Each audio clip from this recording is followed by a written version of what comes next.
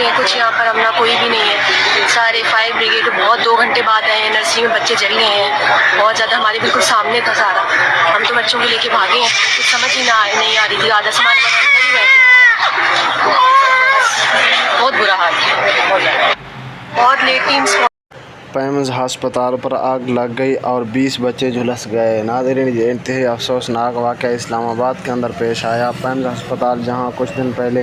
عمران خان صاحب کا ہسپتال بھی علاج BC اسپتال میں کیا گیا، لیکن آج وہاں پہ افسوسناک واقعہ پیش آیا کہ ڈاکٹر حضرات کی سستی کی وجہ سے یا کس معاملے کی وجہ سے وہاں پہ شدید آگ لگی اور جس کے نتیجے کے اندر 20 بچے جھلس گئے موقع کے اوپر، اور مائیں جو بچوں کی وہ رونے بیٹھ گئیں، انہوں نے بولا ہم اس وقت تک نہیں اٹھیں گے جب تک ہمارے بچے ہمیں واپس نہیں لوٹائے جائیں گے۔ تو ناظرین، یہ انتہائی سستی اور غفلت کس کی جانب سے، انتظامیہ کی جانب سے ہے یا ہسپتال انتظامیہ کی جانب سے ہے؟ تو یہ واقعہ پیش ہے، اللہ پاک حفاظت فرمائے سب کی۔